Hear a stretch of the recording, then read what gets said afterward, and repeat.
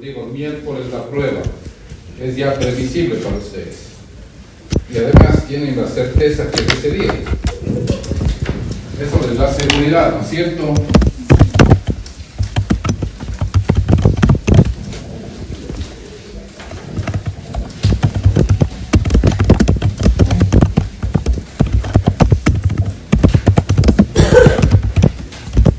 Y si votan sí para la consulta, después hablaremos de la ex corte, ¿no? De lo que parece que se viene.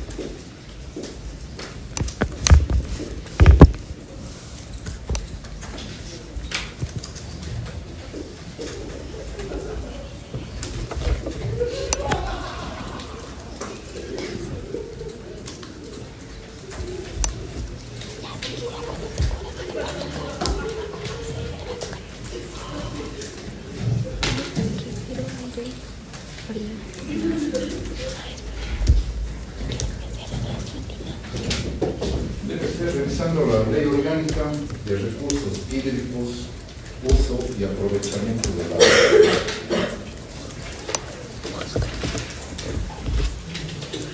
Usted, por favor, la ley de minería.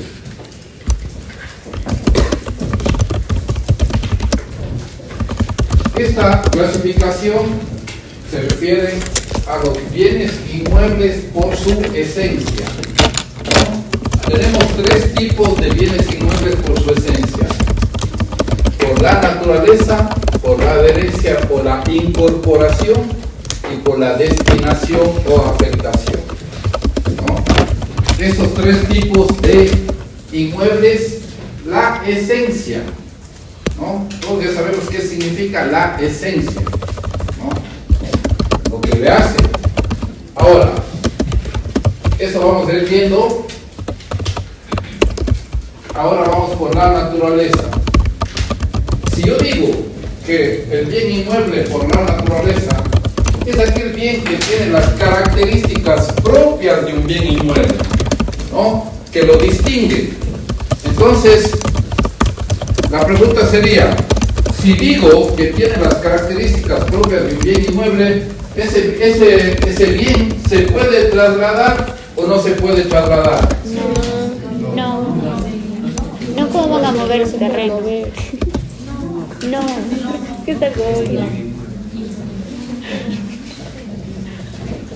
No se puede trasladar porque pierde la esencia, ¿no? Entonces, ¿cuáles son los bienes por su naturaleza? Terrenos y minas. Esos son los dos bienes por su esencia, bienes inmuebles, ¿no? No se pueden trasladar de un lugar a otro.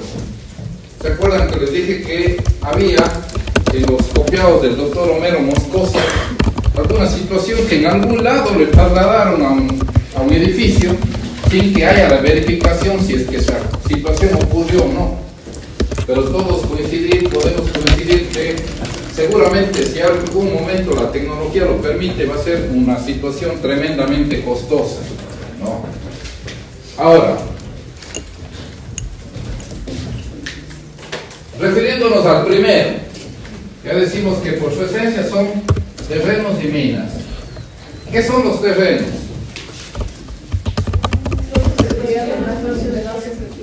Espacio de tierra, ¿qué más? ¿Cómo le definiría usted?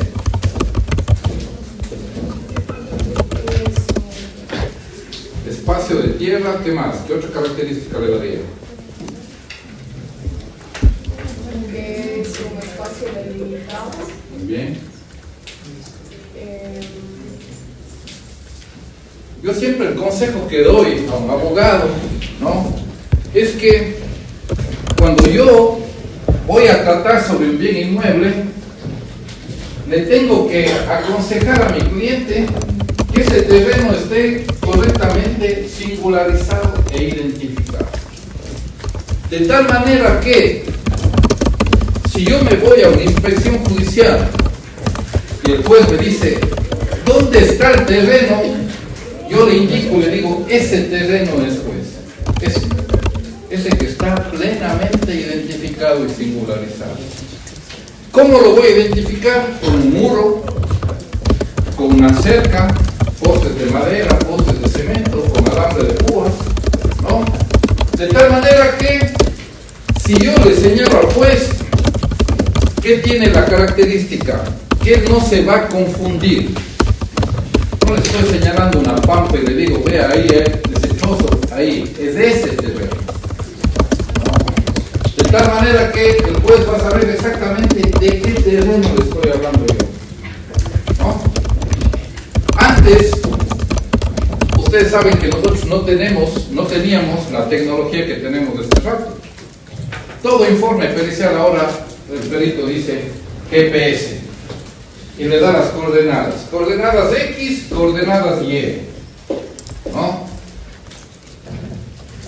El dato que le da las coordenadas, si nosotros tenemos que hay una pampa y ese perito hizo de este terreno sin que esté individualizado con cercas, si nos da las coordenadas y sabemos manejar el GPS, vamos a saber exactamente dónde está este trozo de terreno. Pero el juez podrá saber de coordenadas. No es cierto. Todo eso tenemos que visualizar. Todo eso tenemos que, el momento que planificamos una teoría del caso, ¿qué el juez tiene que saber coordenadas? Y además, ¿cómo el juez va a tener un GPS? Yo tengo que ayudar para que el juez no tenga confusión. ¿No? Ahora, El rato que el perito hace un levantamiento planimétrico, dice las coordenadas son X, Y y describe todos los puntos. Está plenamente identificado. Si entramos al geoportal del gas municipal y damos el tema, por ejemplo, de la clave catastral, o ponemos las coordenadas que nos da el perito, nos va a llevar exactamente donde está ubicado el inmueble. Entonces ahora, con la tecnología, podemos plenamente identificar y singularizar un inmueble, y esta es la parte más importante, de tal manera que no sea confundible con ningún otro. Es ese y ese es el terreno, punto final.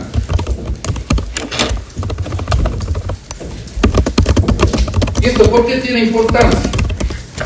Porque si yo demando la prescripción adquisitiva extraordinaria de dominio, no puedo cometer errores en la identificación y la singularización del inmueble.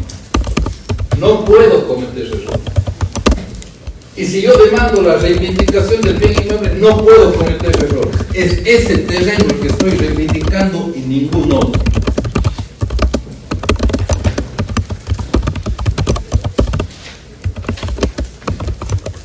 Entonces sabemos en qué consiste un terreno. Luego, por su naturaleza, las minas. Nosotros sabemos que lo que está debajo del suelo le pertenece al Estado. Piensen en Quinzacocha, que están leyendo ustedes la sentencia. ¿Cierto? Toda esa riqueza aurífera que hay ahí, eso le pertenece al Estado. Y nosotros, ¿quién ha escuchado lo que pasó en la Josefina? Como que se unieron los cerros con una fuerza de tierra que hubo. Entonces esta unión de los cerros tapó la entrada del río, entonces eso se formó como una laguna que a su vez cuando se construyó fue con toda la fuerza y con todo el espacio. Perfecto. Bueno, específicamente lo que yo le había tomado importancia cuando me contaron de la Josefina era que prácticamente todo su terreno terminó por desaparecer, así como durante con Quinzacocha y en su tiempo nadie hizo nada, ni nadie le hizo nada. Muy bien. Nosotros tenemos que entender por qué es importante ubicar lo que pasó en la Josefina. Tal como dice la compañera, efectivamente, una montaña se fue y taponó el río, casi un poquito antes de que dividimos Paute Guaracero, ¿no? Claro, pero era antes. No, antes de eso. Entonces, ahí, ¿y qué pasaba? La gente explotaba los materiales hechos en forma indeterminada. Entonces, con esa concepción de que a mí me tiene que servir la naturaleza, porque yo soy el amo y señor. Ustedes han escuchado al abogado que es el emisario del presidente de la República, como dice, ¿de qué derechos de la naturaleza me hablan? El único que puede tener derechos es el hombre, el ser humano. Él decía eso. ¿Cómo es que un ente ficticio puede tener derechos? No sé cómo le contesta a esa expresión de él. Verá lo que dice. ¿Cómo es que un ente ficticio puede tener derechos? O sea, el ente ficticio tiene derechos porque la propia Constitución la reconoce. Pero ya quiero que me responda técnicamente. Obvio, este rato la Constitución del 2008 lo reconoce. O sea, hay una constituyente, es obvio que ellos le van a hacer así a los derechos de la naturaleza. Pero a ver, ¿qué tiene que ver ahora el derecho? ¿Qué básicamente es el derecho ahora? Un conjunto de normas que regulan. ¿Qué tiene usted que procurar como abogado, como buen abogado? Depende de los derechos. Dar buenas razones. El derecho ahora es buenas razones. El momento que nos ponemos a argumentar, ¿qué tenemos que hacer? ¿Y el respaldo en qué es? El respaldo es en los hechos como en el derecho. No, damos buenas razones. Entonces el Señor dice, ¿cómo es que me vienen aquí con que un ente ficticio pueda tener derechos? El ente ficticio tiene derechos porque la propia Constitución lo reconoce como sujeto titular Y también porque los instrumentos internacionales de derechos humanos le otorga derechos, le confiere derechos. Tal es el caso de la última opinión consultiva emitida por la Corte Interamericana de Derechos Humanos, que precisamente ya le hace un desarrollo de todos los derechos de la naturaleza, incluso ampliando la visión que se debe tener del mismo, pasando ya de la visión antropocéntrica, en este caso que el hombre dominaba la naturaleza, a una visión biocéntrica e incluso ya ecocéntrica. Muy bien, buenos argumentos. Pero no me responde técnicamente lo fundamental que usted ya vio en el primer ciclo. Cuando hablamos de una entidad ficticia, yo la relaciono más con la persona jurídica, algo que no existe. Pero Aplausos y globos. ¿Recuerdan que decíamos, por qué el derecho creó la persona jurídica? Es un ente ficticio. ¿Por qué? Porque vimos la necesidad de crear una persona jurídica que pueda adquirir derechos y contraer obligaciones. Y alguien le dice, muéstreme usted la persona jurídica, no le va a poder mostrar. Entonces, frente a ese argumento del puntual, que dice, porque el que cuestiona, dice, ¿cómo es que un ente ficticio me puede tener derecho? Entonces, para eso le decimos, ¿y qué? Usted no forma parte de una compañía, usted no forma parte de una sociedad, que es un ente ficticio que tiene derecho, ¿no es cierto? Entonces, pero lo otro muy bien, estaba preparándose muy bien usted para defender los derechos de la naturaleza. Ahora, ¿qué tenemos entonces aquí? En la Josefina se cayó la montaña y taponó el río. Vino el ejército, pegó un bazucazo y se produjo lo que dice la compañera. ¿Por qué produjo? ¿Por qué el ejército se vio en la necesidad de pegar un bazucazo para abrir el dique? Porque Cayabamba ya estaba inundada. Como no podía pasar el río, toda el agua se iba retrocediendo. Y ya Cayabamba, ya las casas de Cayabamba ya estaban con agua. Entonces obviamente ya si es que seguía transcurriendo las horas, iba a seguir subiendo el agua. Entonces se vio la necesidad de pegar los bazucazos. ¿Por qué? Por el aprovechamiento indiscriminado de todas las minas de los materiales.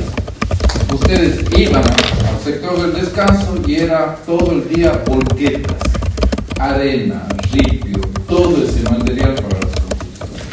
¿En qué forma? En forma indiscriminada, ¿no?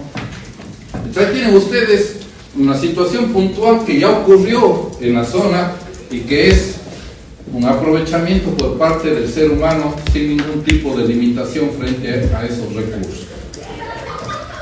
Entonces, ¿qué tenemos? Carteras, bancos de arena, arcilla, yacimientos petroleros, todo lo que signifique que es una mina que tiene un material distinto al suelo y que puede ser aprovechado.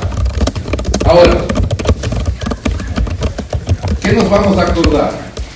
Nos vamos a acordar que le dejamos solamente puntualizado el tema de las minas porque ahora hay una ley de minería. ¿Sí ven? Entonces, antes estaba en el Código Civil, poquitas normas de minas. Ahí estaba. Va adquiriendo determinada importancia y vemos la necesidad ya de crear una ley respecto a las minas. Es decir, en el Código Civil le dejamos solo las determinadas pinceladas y ahora ya tenemos una ley que aborda todo el tema de las minas. ¿A quién pertenece? Los recursos naturales le pertenecen al Estado, ¿no? Sector estratégico. Y hay un sector de la doctrina que dice, ¿qué son los ríos? ¿Es un bien mueble o es un bien inmueble? Un sector dice, es un bien mueble porque el agua se traslada de un lado a otro. Entonces, tendría la característica de el bien mueble, ¿no? Se va de un lado al otro. Pero, ¿qué parte del río sería un inmueble? El lecho del río, ¿no? El lecho del río, porque eso obviamente se queda ahí. La ley de recursos hídricos. ¿Tiene usted la parte de la sentencia de la Corte Constitucional? Tal vez al inicio. O sea, el agua por sí sola es un bien nuevo. El agua por sí sola es un bien nuevo. Vamos a ver. Ahí. Alguien que tenga apertura de esa ley, que tenga esta parte de la sentencia de la Corte Constitucional. Doctor, es la que dice por resolución de la Corte Constitucional número 45. Exacto. Ya. La compañera va a leer, porque esto es muy importante, ¿no? Tomen en cuenta esto, por favor. Ya. En nota general, por resolución de la Corte Constitucional número 45, publicada en el Registro Oficial Suplemento 34 del 6 de mayo del 2022, declara la inconstitucionalidad por la forma de la Ley Orgánica de Recursos Hídricos, Uso y Aprovechamiento del Agua y su reglamento. A fin de evitar un vacío normativo grave, ambas normas permanecerán vigentes hasta la aprobación de una nueva Ley de Recursos Hídricos. Perfecto. Por favor, dice, por la forma. Si no se me olvidó comentar justo cuando el doctor estaba hablando sobre el agua, decía que no se había cumplido con la consulta, si no se me olvidó, las legislativas, y creo que fue una por ahí, pero la Asamblea hasta el día de hoy no había como que cumplido con ese requisito. Ya, pero nosotros como abogados nos dicen, se declaró inconstitucional por la forma. Inmediatamente, ¿qué pasó? ¿No es cierto? Las formalidades que dicen. Por ejemplo, no se discutió 2 veces, no se envió el proyecto, todo lo que es el camino de la ley hasta llegar a ser ley. Por ejemplo, lo que dice la compañera, si teníamos que hacer una consulta previo a que se discuta la ley y eso no se hizo, indudablemente es una situación por la forma. Y ven ustedes, ahí una linda pregunta para constitucional, ¿no?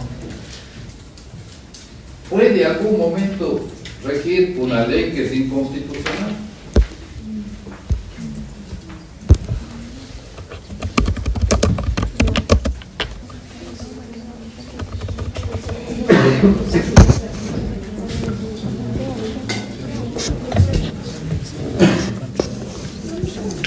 Esto es un tema complicadísimo en materia constitucional y nosotros encontramos la respuesta. La Corte le hizo que rija.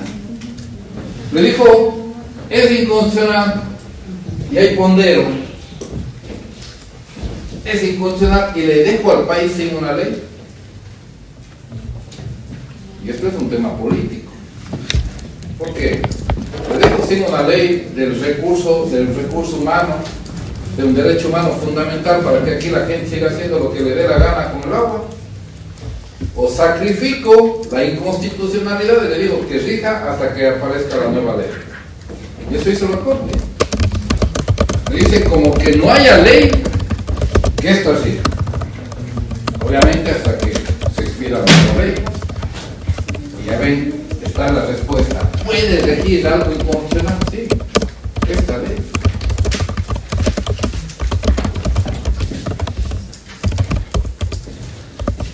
El artículo 1.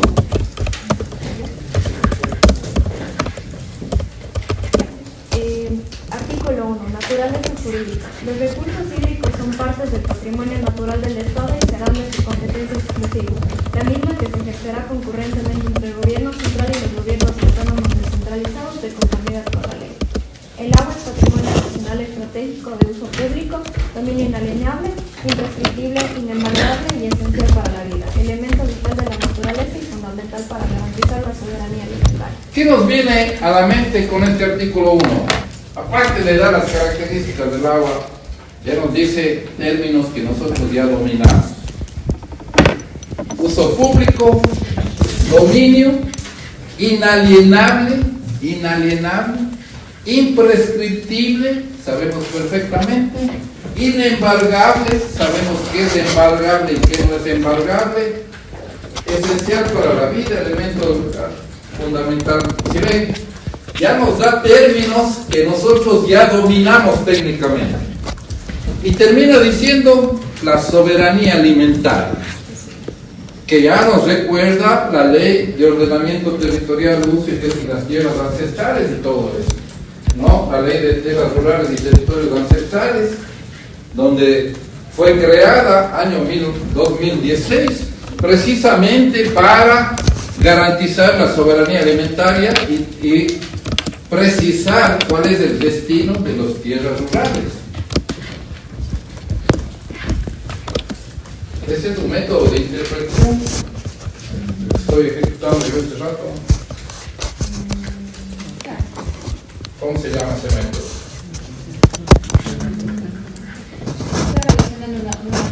Perfecto. ¿Cómo se llama eso? Está muy bien. Pero ya técnicamente eso se llama Lógico gramatical. Método comparativo. sistemático. Método de interpretación sistemático. Relaciono la coherencia que hay entre diferentes normas, ¿no? Sistemáticamente, el derecho es un sistema, ¿no? Artículo 2.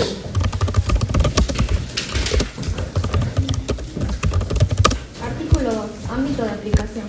La presente ley orgánica regirá en todo el territorio nacional, quedando sujetos a sus normas las personas nacionales o extranjeras que se encuentren en ella. El 3.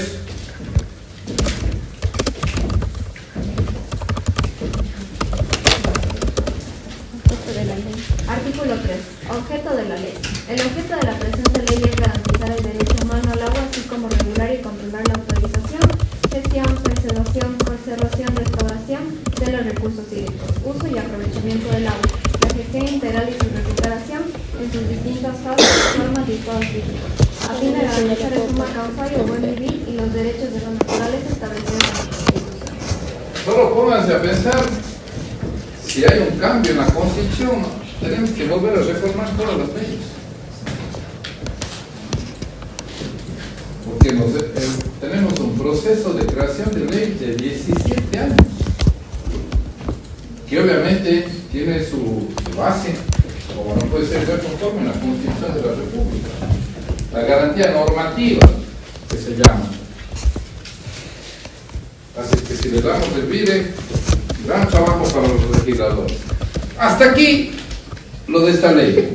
No me interesa nada más. Ya tenemos una visión, que es el agua, ¿no? Que hay una ley que garantiza todos los procesos de este derecho humano, fundamental. Pincelada, que es el agua, es un bien mueble, es un bien inmueble, ¿no? Y toda la lucha que hubo para este tema de esta ley. Recuerden que antes, por ejemplo, usted en Yunguilla tenía una persona natural que era dueño del agua y proveía a las casas ahí. Y eso fue lo que se cambió con la Constitución. Ahora nos vamos a la ley de minería, por favor.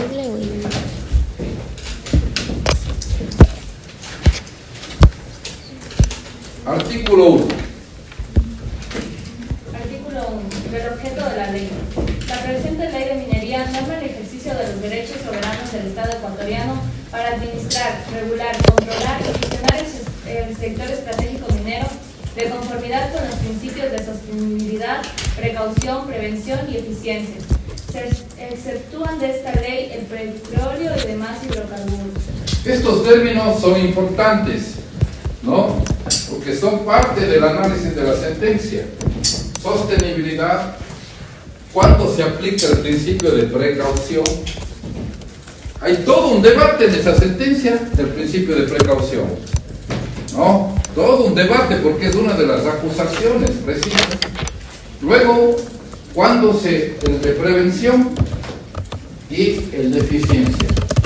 ¿No? Sigamos, por favor. El Estado podrá delegar su participación en el sector minero a empresas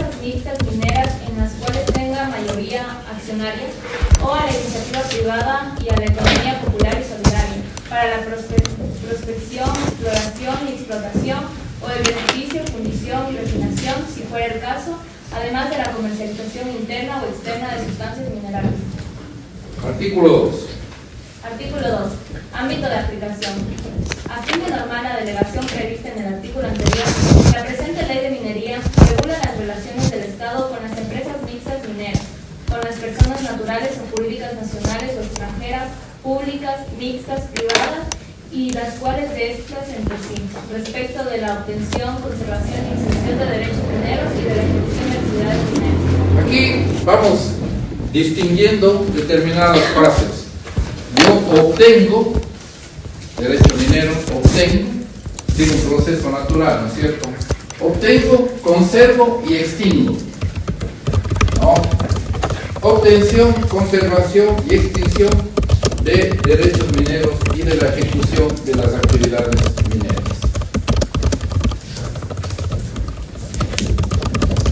Artículo 3.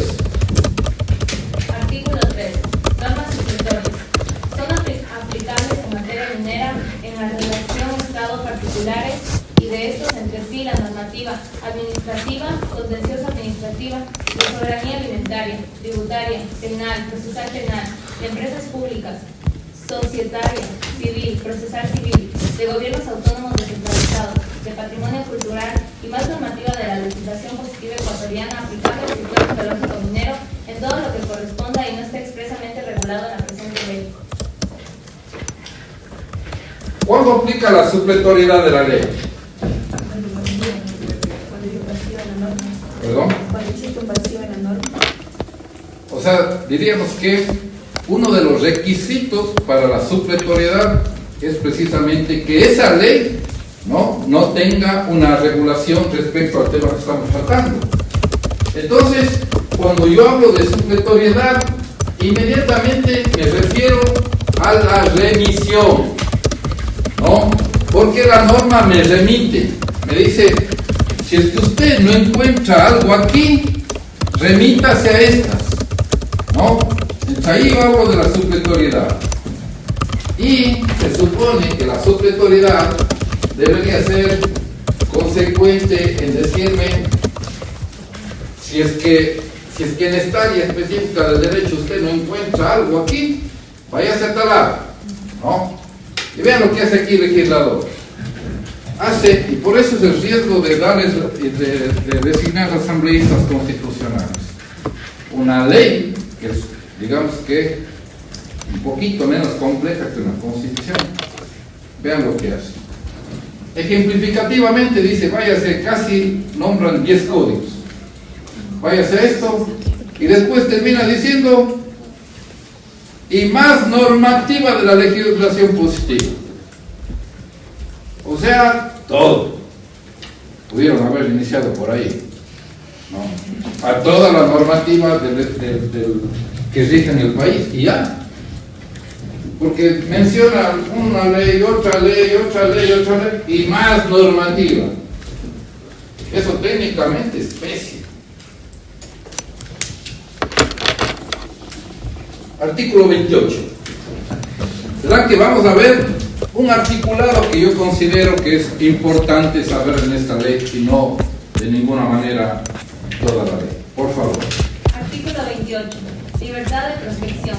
Toda persona natural o jurídica, nacional o extranjera, pública, mixta o privada, comunitarias, asociativas, familiares y de autogestión, excepto las que prohíbe la Constitución de la República y esta ley, tienen la facultad de prospectar libremente con el objeto de buscar sustancias minerales, salvo en áreas protegidas y las comprendidas dentro de los límites de concesiones mineras, en zonas urbanas, centros poblados, zonas arqueológicas, bienes declarados de utilidad pública y en las áreas mineras especiales. Cuando sea el caso, deberán obtenerse los actos administrativos favorables previos referidos en el artículo 26 de esta ley. Es decir, nosotros podemos ir a esa primera fase en cualquier parte del territorio. Pero esta ley se encarga de decirnos, ¿no? Dentro de los límites, en zonas urbanas, centros poblados, zonas arqueológicas Y nosotros ya sabemos que, por ejemplo, si habla de arqueología, habla de un bien que es patrimonio del Estado. Luego dice bienes declarados de utilidad pública, evidente. Si ya está declarado de utilidad pública es porque esos bienes sirven para todos, tienen un destino específico, ¿no es cierto? Son para que todos lo utilicemos y en áreas mineras especiales. Ahora, esta puede ser una pregunta del control de lectura, ¿no? Que tiene un amplio debate en la sentencia, ¿no? Dice, ¿es retroactivo todos los derechos de la naturaleza previstos en la Constitución?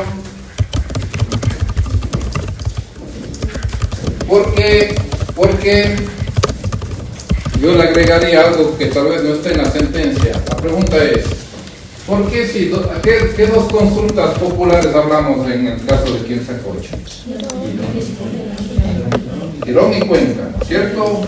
2019 y 2022. Cerca del 80%, en la otra de Girón mucho más, creo que el 87% de la población dijo no a actividades mineras, y en la de Cuenca no a la afectación al agua, ¿cierto? Consultas populares.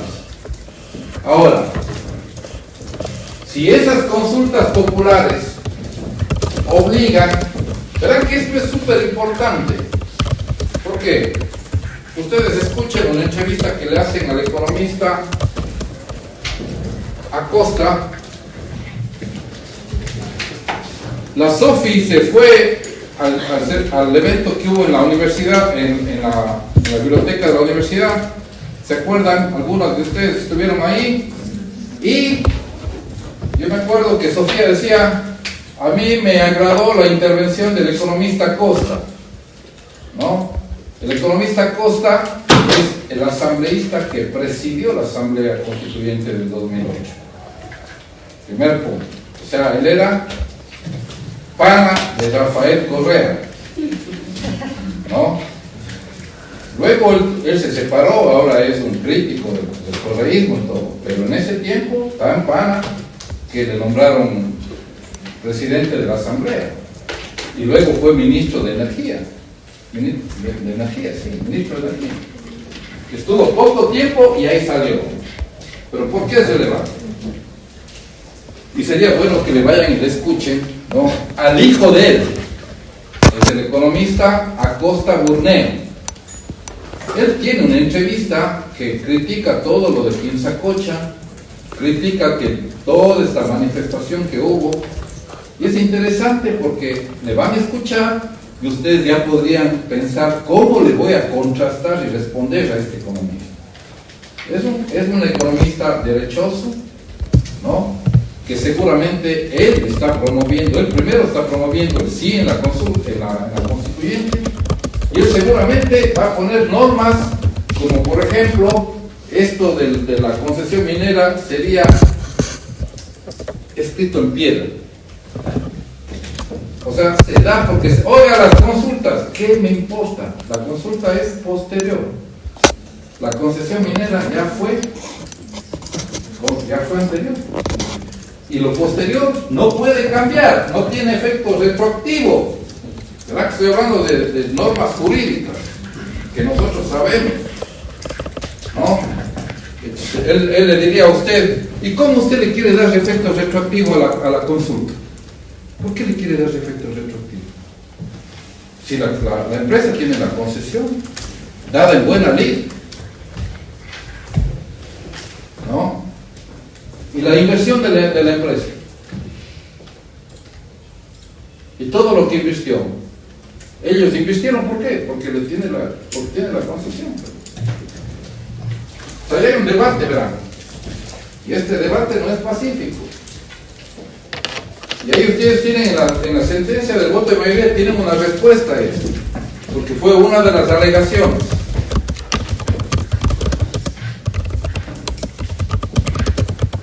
Artículo 30.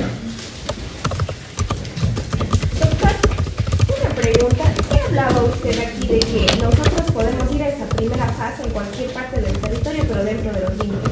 Primera fase. Estos límites de explorar. La fase de exploración. Claro. Podríamos, porque ¿cuál es la primera fase? Explorar.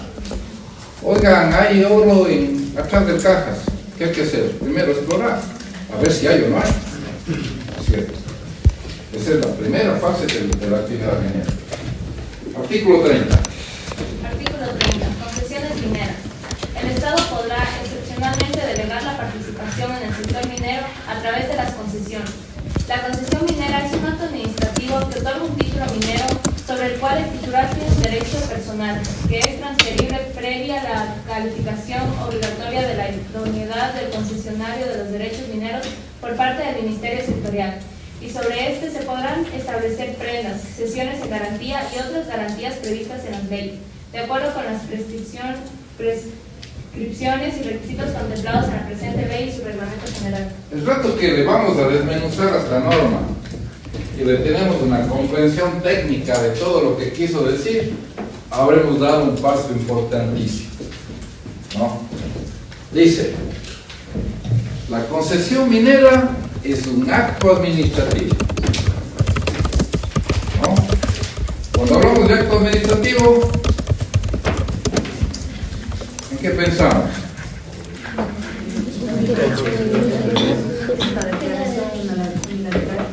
¿Ya?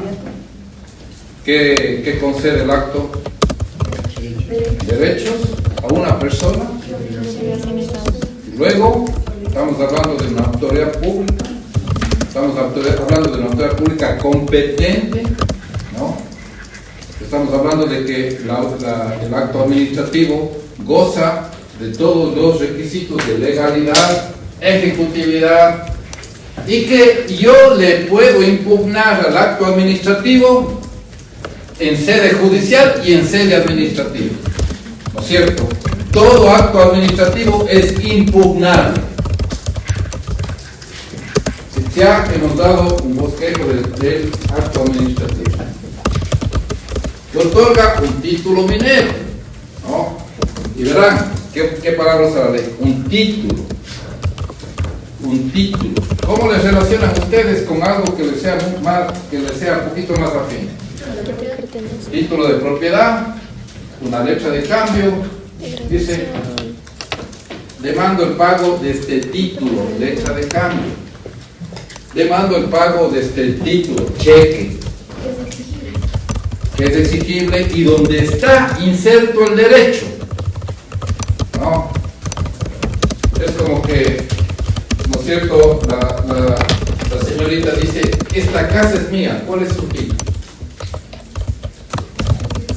¿No? La compraventa, la escritura pública. Pero si ven, ya le relacionamos con los temas jurídicos. ¿Cuál es su título? ¿Por qué usted es la dueña?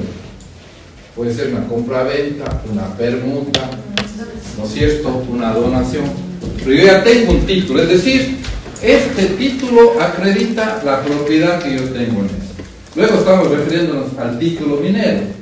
Si nos fuéramos a la empresa canadiense le decimos, ¿cuál es su título? Aquí está. Aquí está mi título. Esto me otorgó la autoridad pública competente, ¿no? Sobre el cual el titular tiene un derecho personal. Entonces usted va a distinguir un derecho personal y un derecho real.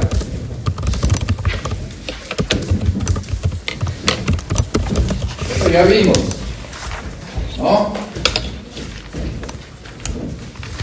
¿Cómo distingo yo el derecho personal del derecho real?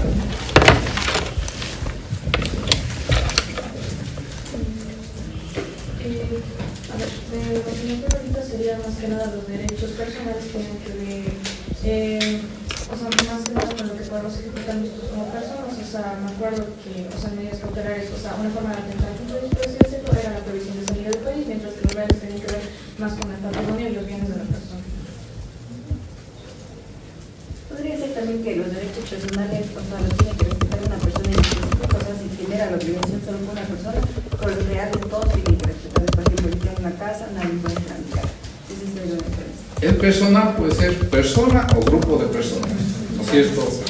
Yo le presto a usted, le presto conjuntamente con ella, le garantiza a ella, les puedo exigir el pago a los tres, ¿no es cierto? Entonces, ¿se acuerda que decía el derecho real? Es el derecho que tengo respecto a un bien sin determinada persona. Sin determinada persona. ¿Por qué? Porque todo el mundo me tiene que respetar mi derecho real. Luego dice, el derecho personal, había tres partes, ¿no es cierto? El titular, el obligado y la obligación. ¿Se acuerdan cómo ponemos el ejemplo de la compañera que me presta dinero?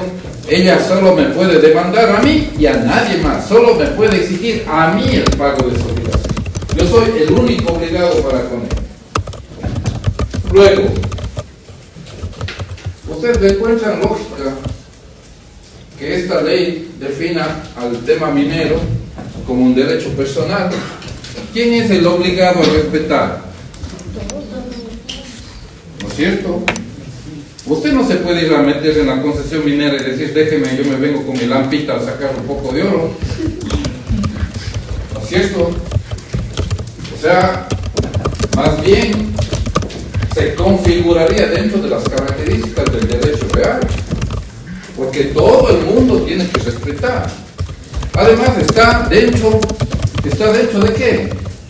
De un bien inmueble por naturaleza, es una mina.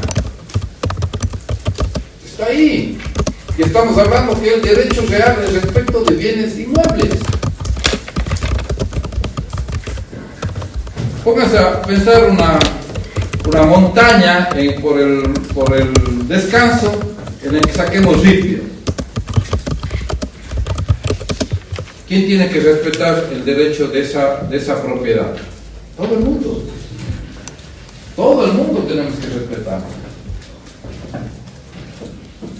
Pero aquí le dice, tiene un derecho personal. Entonces es cuestionable esa utilización ya técnicamente hablando. Luego dice que es transferible. O sea, yo puedo transferir. Yo puedo transferir. Y por eso, ustedes verán que en la concesión de Quimsacocha ya se fue transfiriendo. No es que el titular fue la empresa canadiense la que es ahora. A ella ya le transfirieron los concesionarios anteriores. ¿Por qué? Porque en este tema de las minas usted tiene que tener un buen capital, ¿no? Es una actividad de largo aliento. La concesión ya tiene más de 20 años.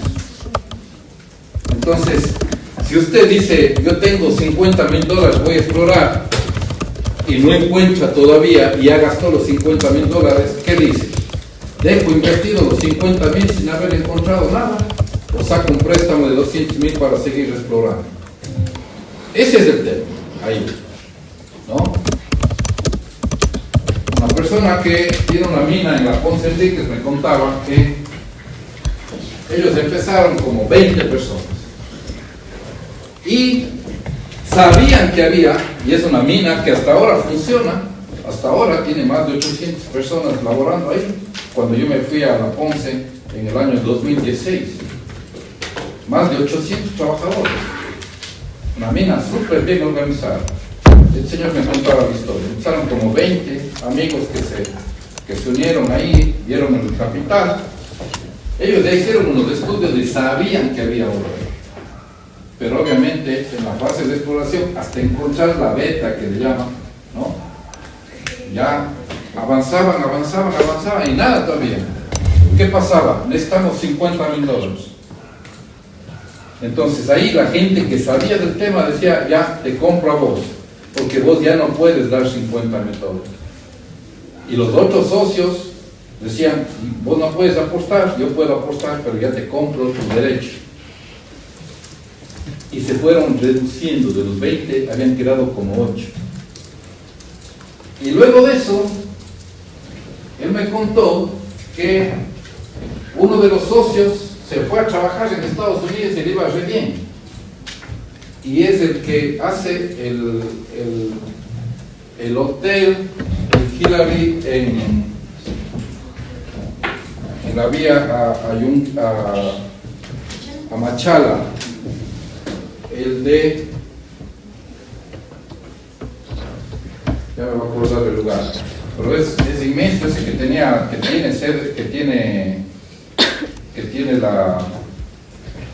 la suite presidencial, donde te llegó Correa. Y tiene cancha, entonces es como un resort. Exacto, es una. Entonces él se va a trabajar en Estados Unidos y obviamente le ha ido muy bien. Él empieza a comprar las acciones a los que ya no podían apostar. Y él, por ejemplo, termina siendo este hotel. Él es uno de los principales socios de la mina. Él es el dueño casi del 50% de la mina. Ya se imaginarán qué ingresos podrá tener ese señor, ¿no?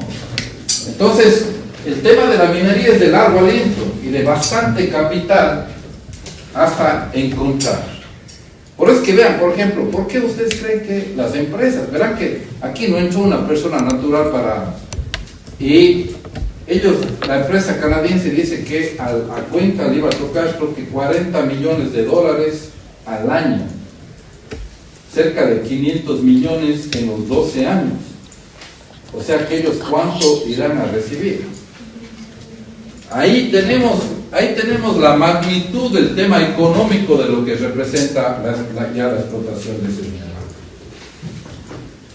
Previa a la calificación de idoneidad del cesionario de los derechos mineros por parte del Ministerio Sectorial. Si yo tengo una letra de cambio, yo le puedo ceder al compañero de endoso en mi documento, ya él pasa a ser titular del servicio. Aquí en cambio, ¿qué dice? Yo no le puedo ceder a cualquier persona. Yo le tengo que ceder a alguien que el Ministerio Sectorial, el Ministerio del Ambiente, me autorice. ¿Y qué tengo yo que justificar? Que él es idóneo para seguir haciendo la actividad minera. Porque recuerden que yo hice un estudio del manejo ambiental, yo me responsabilicé de esas cosas. Entonces, tiene que venir una persona que pueda cumplir, que pueda continuar cumpliendo a lo que yo me obligué. Porque el rato que yo le cedo, él se subroga en todos los derechos que yo tengo respecto al título minero. Luego yo puedo establecer respecto a ese título, prenda, cesión en garantía y otras garantías. Es decir, yo puedo decir, Banco del Austro, présteme $10 millones. ¿Cuál es la garantía? El título minero. ¿No?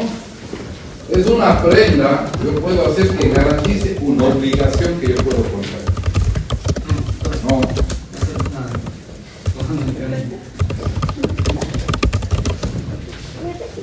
Claro,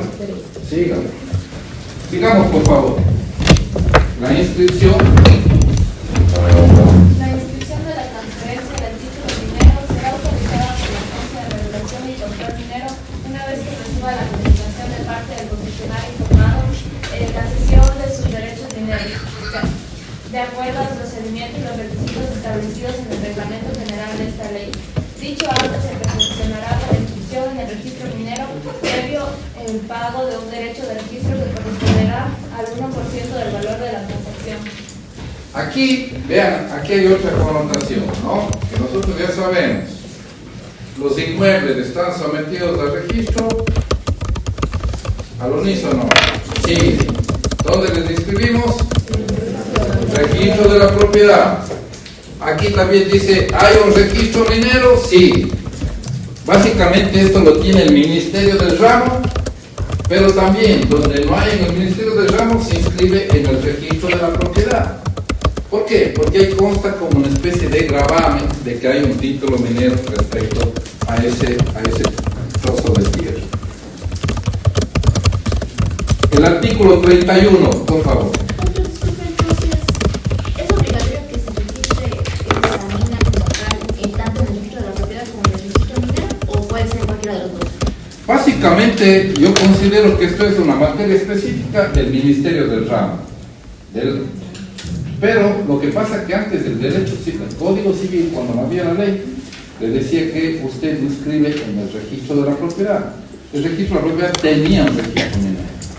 ¿Cuál es el tema? Ustedes han escuchado que, por ejemplo, los presidentes de la República amenazan, ahora lo volvió a hacer el presidente actual, dijo, voy a abrir el catastro minero. ¿Han escuchado? Voy a abrir el catastro minero, porque el catastro minero está cerrado.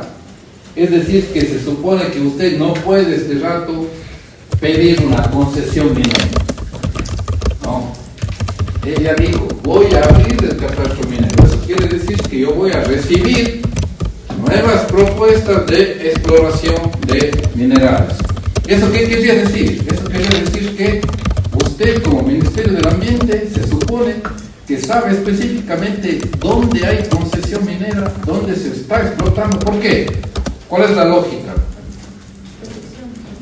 ¿Cuál es la lógica? ¿Por qué yo tengo que saber? Para tener Regulación, para tener control, para todo eso, ¿no? Pero también ¿para qué? Para cobrar las regalías, pues. Bueno, ¿cómo me pagan las regalías? Si yo ya estoy recibiendo regalías del Estado, yo tengo que saber específicamente en qué fase está el título minero, ¿no? Y el problema aquí, vean ustedes, y se van a dar cuenta, ¿no? No me anticipo más porque casi ya les doy la respuesta a las preguntas que les voy a hacer. Pero en la sentencia ustedes van a ver qué control ejerce la entidad del Estado. Entonces aquí hay una situación complicada que nosotros escuchamos en forma permanente, ¿no? Viene el Fondo Monetario Internacional y dice, quiero que usted reduzca el personal de las instituciones públicas. Entonces, ¿cómo yo ejerzo el control, por ejemplo, a través del Ministerio del Ambiente, si tengo 3.000 concesiones mineras? ¿Cómo ejerzo el control si cada vez me quedo con menos gente?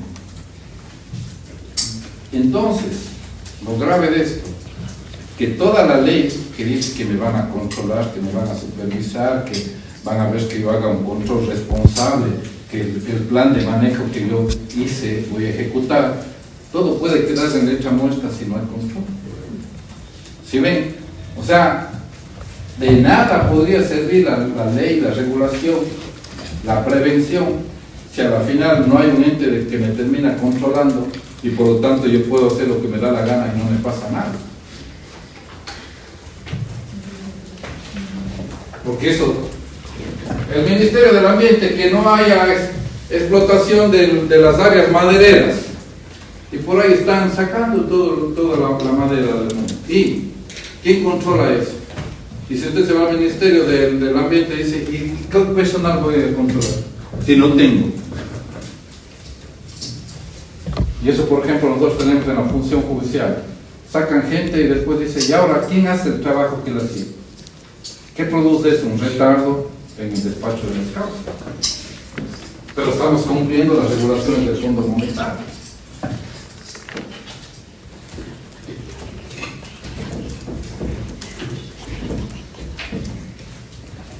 El artículo 31, por favor. Artículo 31. Otorgamiento de concesiones mineras. El Estado otorgará excepcionalmente concesiones mineras a través de un acto administrativo a favor de personas naturales o jurídicas, nacionales o extranjeras, públicas, mixtas o privadas, comunitarias, asociativas y de autogestión, conforme a las prescripciones de la Constitución de la República, esta ley y su reglamento general. El título minero, sin perder su carácter personal, confiere a su titular el derecho exclusivo a prospectar, explorar, explotar, beneficiar, fundir, refinar, comercializar y enajenar todas las sustancias minerales que puedan existir y obtenerse en el área de dicha concesión, haciéndose beneficiario de los réditos económicos que se obtenga de dichos procesos, dentro de los límites establecidos en la presente normativa y luego del cumplimiento de sus obligaciones tributarias. El concesionario minero solo puede ejecutar las actividades que le confiere este título una vez cumplidos los requisitos establecidos en el artículo 26. Verán, dice, el título minero, sin perder su carácter personal, vuelve a referirse a ese derecho personal que antes le dijo, ¿no? Y vean ustedes que, por ejemplo, todas las mineras tenían un subsidio en el consumo de energía eléctrica. ¿Escucharon ustedes eso cuando hubo la crisis? Hace un año exactamente, cuando vivimos toda la crisis y todos tuvieron que sacar los motores para poder tener luz y perdimos clase y todo. Ahí había un gran sector de gente que sabe del tema y decía, ¿por qué esto no solucionó el Estado, por ejemplo, cobrándoles a las mineras lo que tiene que cobrarles. Entonces la pregunta es, ¿por qué el Estado le subsidia a las mineras? ¿Perdón? Claro, pero ¿no les parece a ustedes injusto? Si esa empresa ya está ganando plata, ¿por qué yo le tengo que subsidiar? Yo le tengo que subsidiar a alguien que efectivamente requiere ese subsidio. Si la minera está ejerciendo una actividad que está produciendo, y verán que esto lo decía la gente experta que conoce el ramo, y no había un presidente de la República que ejecute ese tema. En esto hay que reconocer que el presidente actual ya quitó todos los subsidios que tenían las mineras en el consumo de energía eléctrica. Imagínese usted, una señora que tiene $60 mensuales para subsistir, tiene que pagar la tarifa de energía eléctrica que tiene que pagar. Y a ella no vienen y le subsidian, de acuerdo a su capacidad económica y el estudio que le puedan hacer, porque ella efectivamente necesita. Vean ustedes, el poder político tiene el poder económico. ¿Qué pasó? El presidente dictó la ley con carácter obligatorio y le dio el carácter de económico urgente. ¿Y qué hizo esa ley? Condonó los intereses y las multas de los que debían a esa ley. ¿Cuál fue el primer? Ahora, es decir, el grupo utilizó los 25 millones que le debía al Estado durante 20 años. ¿Saben lo que es utilizar 25 millones? Hacer negocios con 25 millones. ¿Cuál puede ser el aprovechamiento económico que tenga? Con 25 millones construyo 5 edificios de 5 millones. En cada edificio solo duplico la ganancia. O sea, construyo en 4 años 5 edificios, 25 millones, en 4 años ya tengo 50 millones. Y así, si es que sé aprovechar y tengo las habilidades para los negocios. Pero un ejemplo puntual, ¿no? Y vean, él ya produjo una renta de 75 millones, suponiendo, pero ahora paga los 25 y punto final. Entonces,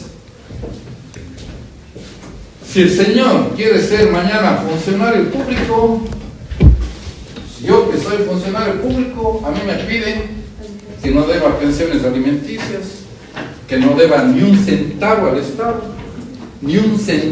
Estado, ¿no? Y yo jamás podría acceder, por ejemplo, con la mora que tenía el Grupo Novoa.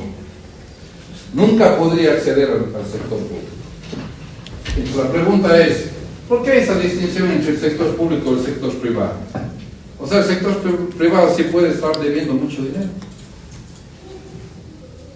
Primera, y eso ya en el derecho, los abogados producen un resultado injusto.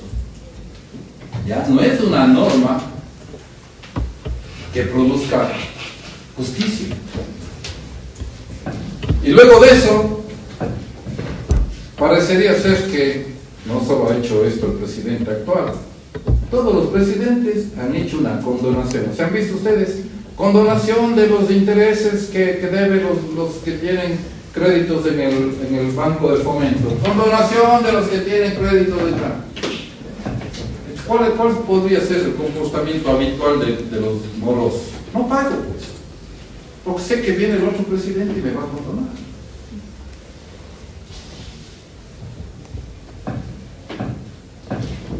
¿Y qué pasa con los funcionarios públicos que, en cambio, pobre de nosotros, que nos demoremos un día más de lo que tenemos que pagar? Y vean lo irónico de la vida. El otro día le veía a un ayudante judicial de la sala Yo me iba a una audiencia y él en precipitada carrera bajaba las gradas. Le digo, ¿qué pasa, Lucha? ¿Dónde va? Dice, oiga, doctor, mi esposa recibió una herencia, poquita plata, dice. Pusimos a mi nombre en una póliza. Yo ni he sabido porque él no gana, lo que él gana en la corte no le hace sujeto pasivo de tributos porque no alcanza el mínimo. O sea, él nunca ha pagado impuestos en el SRI. Y sin embargo, esto ha causado un impuesto de $60. Y ya le han notificado dándole 5 días para que vaya a pagar. $60. Y a él no le condona.